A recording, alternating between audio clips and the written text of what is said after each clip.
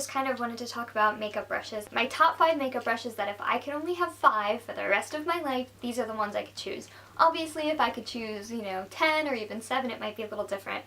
But these are going to be my top 5 makeup brushes, so let's just kind of jump in. Okay, let's begin with the eyes. My number 1 makeup brush is going to be the fluffy brush or blending brush. Now this one is the Sigma Tapered Blending E40, but I also have one from MAC, and I also have one from Urban Decay, and Sephora, and everywhere is going to make this kind of fluffy blending brush that is really good. Now, there are different kinds. There's going to be one that's a bit fluffier and with softer bristles like this, or there's going to be some that are going to have stiffer bristles that are going to be more for keeping the eyeshadow in a particular place rather than really feathering it out like this. I do like both, and I have both, and I love both, but I'm going to choose the one that's a bit softer and fluffier just because I think you can do more with it. If you had to, you could do an entire makeup look using just this brush. Obviously, you're not going to be able to do a ton of detail work, but you can put the all-over color on the lid, you could put the shadow on just the lower eyelid part, you could add a color to the crease and blend it in. You could lightly add your highlight, what have you. Just depending on what kind of movements you're using, how far down the handle versus how close and detailed at the top of the handle you're holding it, that kind of a thing. You could do a lot with this. Also, I like to use a fluffy brush to blend in concealer and set my under eye makeup. You can use it to apply highlighter. I have definitely done that a few times. You could even use this to really get into the hollows of your cheek and contour. Just really blend. You could even use this to spot set your makeup. So dip it in your loose powder or pressed powder and then just apply it to the areas that you want to have powdered and more matte and leave the rest of your face a bit more glowy and dewy looking. So this brush is amazing. My top number 1 brush. I have like a lot of them, but I think they're necessary. I think they're great. It's wonderful. If you have no other brushes in your arsenal, definitely want to go with this one. Alright, now getting to if you want to be able to do some detail work on your eyes. I definitely say you're going to want to have a flat shader brush. Now they also have ones that are a bit squatter and wider. I have a few of those as well. This works better for my eye shape simply because I do have smaller eyes, but if you have bigger eyes, you might want to use that one. Oh, doggy's in here. There's a doggy in here.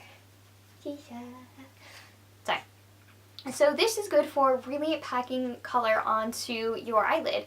This is going to get the precision. It's kind of got that arc shape on the top, which contours to get around so that you don't end up putting shadow, completely into your crease and above, and you can just keep either the darker or lighter color, whatever you're putting on, just precisely where you want it. Also, you can turn it on its side and use just the tip of it, like that, and apply some shadow to underneath your eyes, just like that. You could also use this to do more detail work on the face, for contouring and things like that, to contour the nose, get a really straight line there, to get it right underneath the lips, to make that look a bit more plump and what have you. You're good to go. This also can be used to apply your highlight underneath your brow and into the inner corner of your eye. It's just obviously much smaller than your fluffy brush, so it just is going to open that up and make it so you can do a lot more with it. The last eye brush that I'm going to talk about is going to be a small angled brush. And I think this is really, really important. You're going to need a small angled brush like this for applying gel eyeliner. Also, if you're putting on liquid liner and say you're either not good with the applicator that comes with it, or you're doing makeup on someone else or trying to keep it more sanitary and not using that same applicator on multiple people, you can put some eyeliner onto a palette, you can go right in, put it on, and apply it just like that. Also, if you do put on gel eyeliner, or you put on or you use kohl liner, or you're just going to use eyeshadow as your eyeliner, you can use this to smudge it out and or apply the shadow right into your lash line. So it's really going to help you out with that. Also, if need be, you could use this as well to do under the brow highlight and the inner corner highlight. You could even use this to line your lips if you needed to, as long as you're using one that's got synthetic fibers. You could use it with any cream products as well, or even applying concealer. I mean, honestly, you could do a lot with this. I can use this also to fill in your brows. I have specific ones set aside that I use for my eyes and that I use for my brows, but you can absolutely use one for both as long as you're cleaning it really well in between. I, all the time, use powder products to fill in my brow. I think it looks more natural than using a pencil or things like that, and you just use this in small strokes and you fill in your brows, shape your brows, really line your brows, as well as if you put some concealer on it at the end and go around the outside, you can really touch up your brows and make them look perfect. So, essential. Alright, my other two brushes are going to be face brushes. So, first of all, I have, this one is the MAC 188, but pretty much any brand of brushes is going to make this kind of brush. It is a small dual fiber brush. Now, they do make larger ones, like this. This is from Sigma. This is the E50. I like this one as well, but for my top 5 count here, I'm going to go with this one, the smaller one. And let me tell you why. For one, this one has dual fiber, or is, like I said, dual fiber, which means it doesn't pick up a ton of product at once. See, as you can see, it's got denser bristles, the black part. When you get to the white part, it's much thinner. It's going to only pick up a little bit of product, which means you can slowly and gradually build up the color, which is going to help keep from doing any of those mistakes where you dip the brush into a product, you put it on, and it's, oh my gosh, I look like a clown. So this is going to help you avoid that kind of situation. Also, because it does have synthetic fibers on the top, you can use this with cream or powder.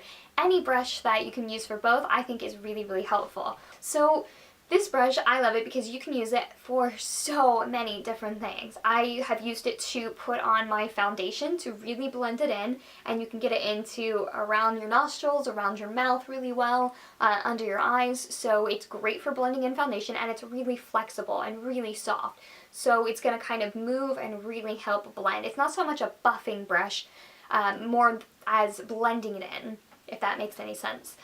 Also, you can use this to, again, spot set or completely powder your entire face. Obviously, it's going to take a little more time. I use the bigger version of this guy to apply powder to my face most of the time so that I don't get a cakey look and I get it really nice and evenly distributed. But you can use a smaller one like this, again, to spot set, or you can put it everywhere.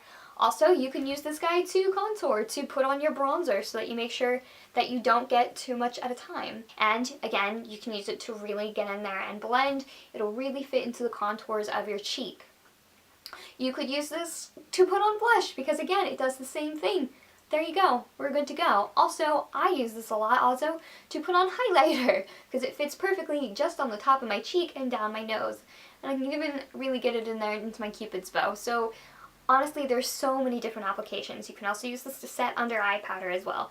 It's just very universal brush. I think you can do a ton. As far as concealer goes, you technically could use it for concealer, but obviously it's a bit bigger and you might get a wider area than what you're trying to do. So I would stick with probably a smaller brush for that. Or again, just your finger, using the heat of your finger to warm up the product and patting that on. So there's that.